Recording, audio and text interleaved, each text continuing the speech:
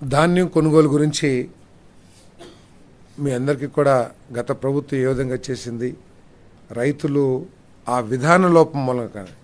MSP ఇవ్వాలనే ఆలోచన మంచిదైనప్పటికీ కూడా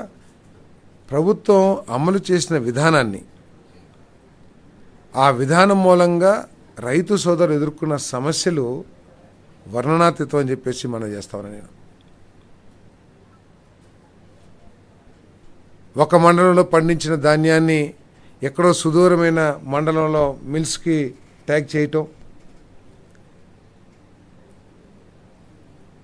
వరి ప్రొడక్షన్కి సంబంధించి అవగాహన లేకోకుండా ఎన్ని సంచులు కావాలి ఏమిటి అనేది ఒక అవగాహన లేకోకుండా ఆ సంచుల కోసం రైతులు ఇబ్బంది పడే పరిస్థితులు, అదేవిధంగా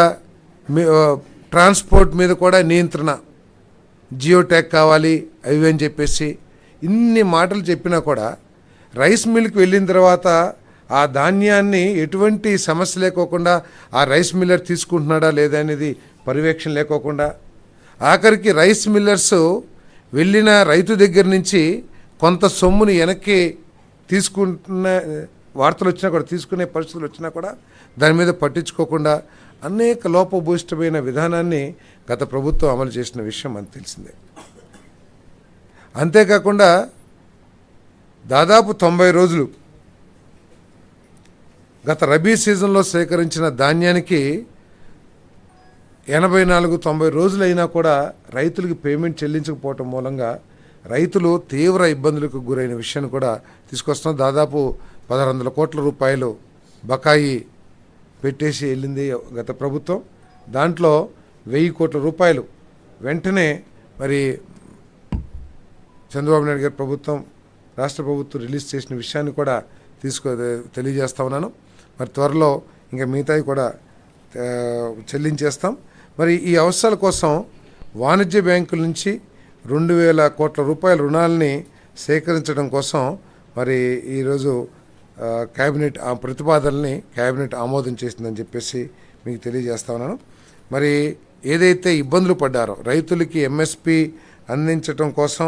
గతంలో రైతులు పడ్డ ఇబ్బందులన్నీ తొలగించే విధంగా మరి వచ్చే సీజన్లో ధాన్యం సేకరణ విధానం ఉంటుందని చెప్పేసి దాన్ని పూర్తి స్థాయిలో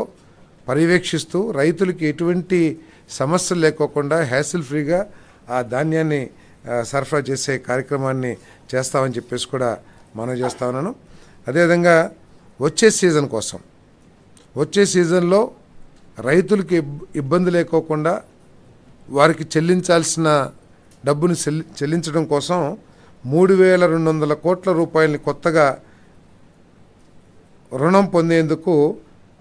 రాష్ట్ర ప్రభుత్వ హామీని కోరుతూ వ్యవసాయ సహకార శాఖ చేసిన ప్రతిపాదనకి రాష్ట్ర మంత్రి మండలి ఆమోదం తెలిపిందని చెప్పేసి నేను మనవి చేస్తా ఉన్నాను.